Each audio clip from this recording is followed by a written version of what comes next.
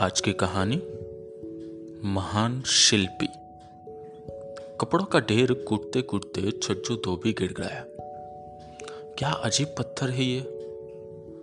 कई सालों से मेरे पूर्वज और फिर मैं इस पर प्रतिदिन ढेरों कपड़े धोते आ रहे हैं, पर ये फिर भी काला का काला ही है, जरा भी सफेद नहीं होता।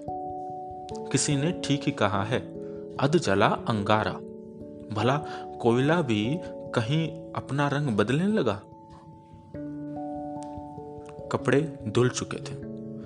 छज्जू ने फिर से उस काले पत्थर की ओर देखा और मन ही मन सोचने लगा, अच्छा, कल कपड़ों पर ढेर सारा सोडा डालूंगा, खूब गरम गरम पानी डालकर कपड़ों को जोर जोर से धोऊंगा, फिर तो शायद तुझ बदनसीब का भी नसीब बदल जाएगा। मगर दूसरे दिन भी गिड़गिड़ाना ही छज्जू के हाथ आया, क्योंकि अभी भी वो पत्थर काला का काला ही दिखाई दे रहा था। बेचारा छज्जू परेशान सा कपड़ों की गठरी लिए मालिकों के घर देने चला गया। सेठ दयाराम जी के घर आज देश के सम्मानित शिल्पी हेमंत राज आए हुए थे। परेशान सा छज्जू कपड़ों की गठरी लिए दयाराम जी के घर पहुंचा।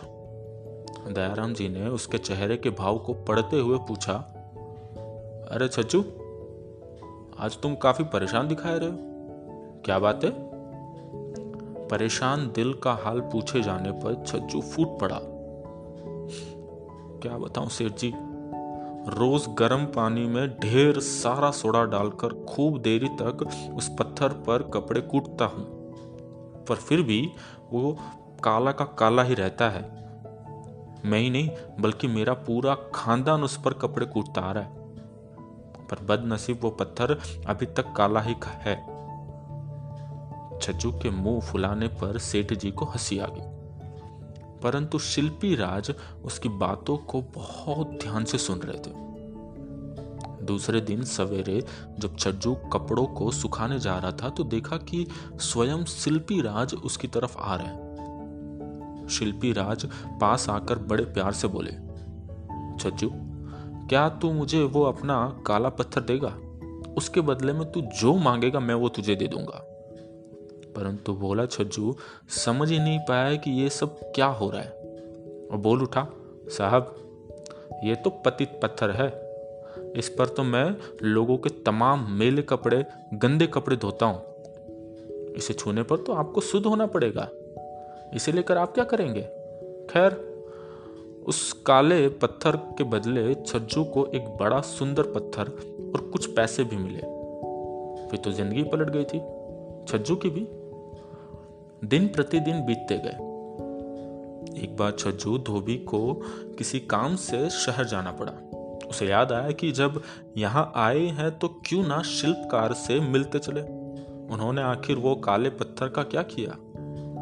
जब वो शिल्पागार में गए तो उसने देखा कि शिल्पकार छेनी और हथौड़े के प्रहार से एक पत्थर को जोर जोर से काट रहे थे। वो पत्थर कोई और नहीं बल्कि वही काला पत्थर था। कुछ दिन बाद छज्जू को मालूम पड़ा कि शिल्पी ने उस पत्थर से श्री कृष्ण की मूर्ति बनाई, जो आजकल साक्षी गोपाल के नाम से जीवंत शम है। आज उस मंदिर में मूर्ति प्रतिष्ठा समारोह था, जिसमें छज्जू भी आया था। उसका आनंदित मन किसी असीम आकाश को छू रहा था। उस साधारण पत्थर से बनाई गई पूजनीय देवता श्री कृष्ण की मूर्ति पर सभी लोग अपनी अपनी भेंट चढ़ा रहे थे। लेकिन सच तो ये है कि कुशल शिल्पी के हाथ लगने पर पतित पत्थर भी देवता बन गया। जिसे छूने मात्र से लोग अपने को पतित समझते थे, आज वो पत्थर पतित पावन बन गया। इसी प्रकार मानव ने भी जब अपने को पतित समझा तो उसने भी अपने को पावन बनाने के लिए अनेक गुरु, जप, तप, साधनाएं की, परंतु वो और ही पतित बनता गया। और आज परमपिता परमात्मा फिर से आकर पतित से पावन बनाते हैं और बनाने का रास्ता बता रहे हैं, जिस पथ पर चलकर मानव फिर से श्रेष्ठ और सदाचारी बन सकता है।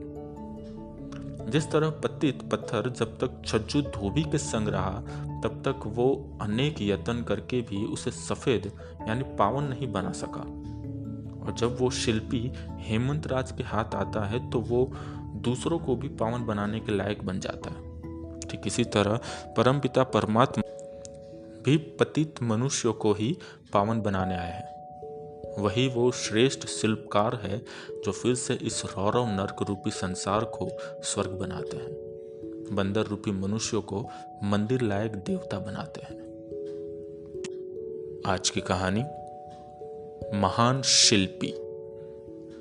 दोस्तों, अगर आपको ये कहानी पसंद आई हो तो लाइक करें, कमेंट्स करें और शेयर ज़रूर करें, और हाँ, सब्सक्राइब करना ना भूलें। Thank you.